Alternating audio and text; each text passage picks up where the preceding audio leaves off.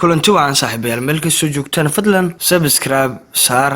laag dheh oo share dheh muuqaalada wararkii ugu dambeeyay dhacdooyinka kala duwan ee kubadda cagta ee aan soo geliyo janaalka Bashiir Maxamed Bardaro waxaan idiin soo gudbinayaa warbixin kooban oo aad u xiiso badan oo ku aadan kooxda kubadda cagta Real Madrid oo ololahan ciyaartoydii ay soo xirigelisay iyo waliba isbarbardhig aan ku sameyn doono ololihii 2009 iyo ololaha 2019 midka qarashaadka ugu badan ay kooxda suuqa ku bixisay Real Madrid ayaa wax ka badan 300 milyan oo euro suuqa ku qarash gareysay iyaga oo soo qaatay ciyaaryahanka kaalinta saddexaad ka galay shanta ciyaartooy ee dadabka badax kuwooda ugu qaalisan ee difaac ee kubadda cagta kaas oo yimid gigida caalamiga ah Santiago Bernabeu waana xidiga lagu magacaabo Fernando Mendy kaas oo ka yimid kooxda kubadda cagta Lyon kooxda kubadda cagta Real Madrid ayaana suuqa si aad ugu jirta iyaga oo doonaya inay aad u dagaalamaan hadaba Real Madrid ayaa 2019 soo xirigelisay Eden Hazard oo 100 milyan ku soo qaateen Luka Jovic oo 60 milyan ay ku soo qaateen Eder Militao oo 50 milyan ku soo qaateen Fernando Mendy oo 48 milyan ay ku soo qaateen iyo Rodrigo oo 45 milyan ay ku soo qaateen waxaana total ahaan dhammaan ciyaartooydaasi lacagooda markii la isku daro uu gaaraya 303 milyan haddii aan la barbarigno ololihii 2009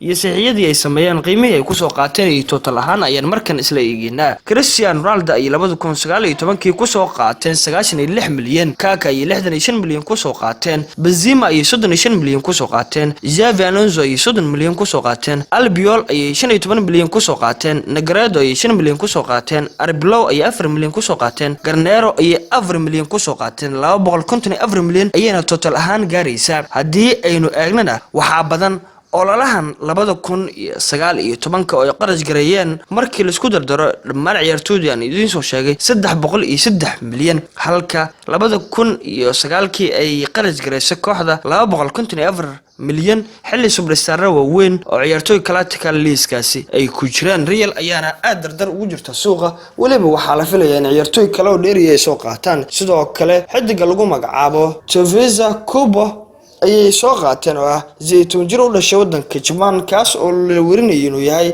miisiga Japan Real ayaana xidiga soo xirigelisay waana mustaqbal dheer oo ku wajahan Santiago Bernabeu iyaga oo doonaya in ay qayb kaga dhigaan kooxda yaryar ee Real Madrid Castilla kobac badan si uu u sameeyo kooxda Real ayaana la soo aadan aad u dagaalami doonto xilli boosaska kooxda Real Madrid lagu wada dagaalami doono isbedel weyn ayaana laga filayaa inay ka dhacaan kooxda kubadda cagta Maranguiska oo kamid ah kooxaha ugu waaweyn ee qaaradda Yurub kadib fashilkii tartanka horyaalada Yurub ee UEFA Champions League oo ay kooxdan caan ku ahayd 13 jeer ay qaadeen iyo waliba muddada dheer oo aan horyaalka qaadan oo Barcelona ay inta badan horyaalka rukumato iyagoo ka soo haray Copa del Rey dhammaan fadixooyinkii ku dhacay kooxdani ayaa keenaya isla markaana ku qasbay maamulka sare kooxda in ay dagaalamaan isla markaana ciyaartooy tayo leh kooxda kubadda cagta Real Madrid lagu soo kordhiyo macallin Zinedine Zidane ayaana madaxweynaha kooxda Real Madrid ee Florentino Perez ka dalbaday lacag wali ah in la siiyo si kooxda loo dhisay isla markaana magacyo saameyn leh loo keeno Real ayaana la rajeynayaa oo la soo aadan in ay wacdaro dhigaan isla markaana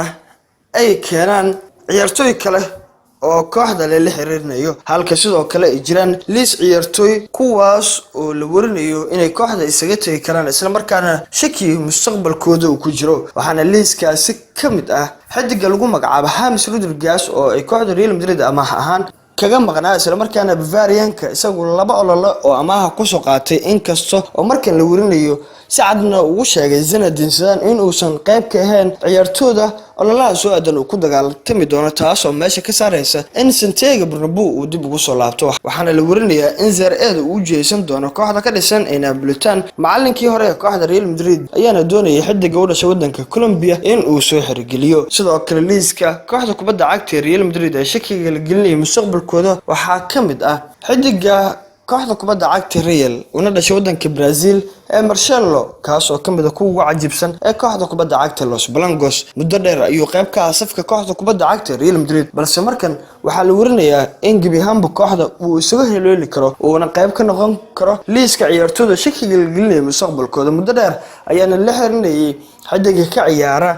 nambarka tareega loo yaqaan inuu kooxda isaga tagi karo waxaana jiri doona kooxo badan oo xidigan u hanqaltayga adeegiisa balse saaxiibkiisa ugu fiican kubadda cagta ee CR7 oo Juventus ku sugan ayaa la warinayaa in uu kula midoobi karo kooxda kubadda cagta ee Bianconeri Juventus oo xidigani ku biiray waxaana dhowr jeer la wariyay xidigan in saaxiibkiisa ugu fiican kubadda cagta uu kooxdaasi kula biiri karo isla markaana uu uga mid noqon karo kooxda kubadda cagta Juventus. sidoo kale liiska ciyaartooyda shakiga la gelinaya kooxda kubadda cagta Real Madrid waxaa kamid ah Keylor Navas oo kamid ah goolhayaasha kooxda kubadda cagta ee Real Madrid. xidigani u dhashay wadanka Costa Rica ayaa la warinayaa in kooxda uu isaga dhaqaaqi karo maadaama uu waayo dooqa koobaad ee kooxda Real Madrid kadib imaanshihii xidigii hore ee kooxda kubadda cagta Chelsea ee Thibaut Courtois, taas oo ku qasbaysay xidigan in uu daydaydo koox booska joogtada ah uu ka heli karo. waxaana la sheegayaa in ay jiraan kooxo dhowr ah oo daneynaya xidigan inay soo xirigeliyaan, waxaana uu ku jiraa liiska shakiga la gelinaya mustaqbalkooda kooxda kubadda cagta ee Real Madrid. sidoo kale waxaa laga yaabaa in kooxda uu isaga tago xidiga muddada dheer shakiga la gelinaya mustaqbalkiisa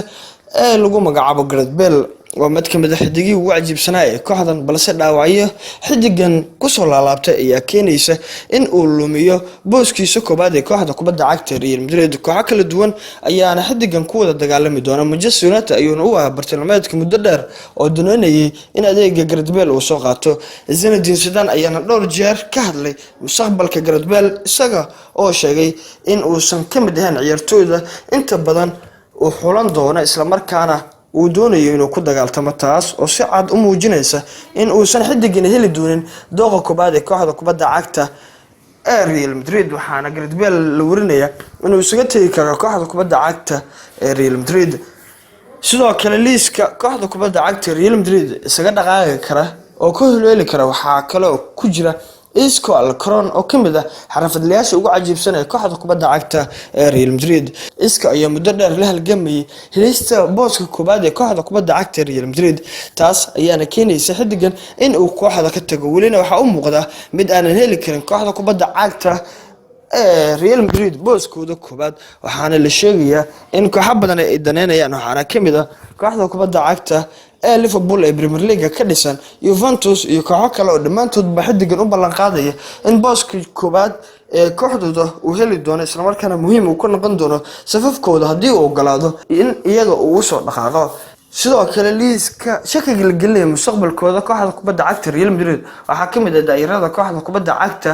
ee Real Madrid oo uu kamid yahay Lucas Vazquez, Azazio, Mariano oo dhammaantoodba shaki la geliyay mustaqbalkooda, lagana yaabo in kooxda qabamaha ay ku fasaxaan. Toni Kroos oo shaki ku jira mustaqbalkiisa ayaa isaguna dhawaan heshiis cusub qalinka ugu duuga kooxda kubadda cagta Maringuska, taas oo shakigii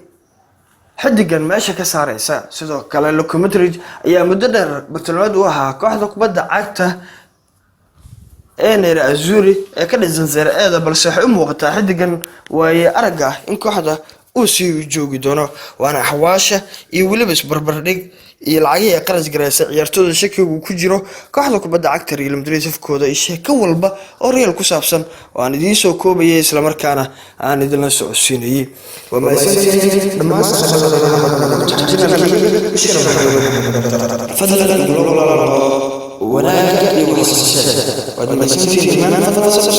sidoo kale ha iloobin inaad subscribe, like, share, comment aad dhahdaan. aad baad u mahadsantiin. inta aan ku kulmi doono warbixintan lamid ah waxaan idinkaga tegayaa sidaas iyo nabadgelyo.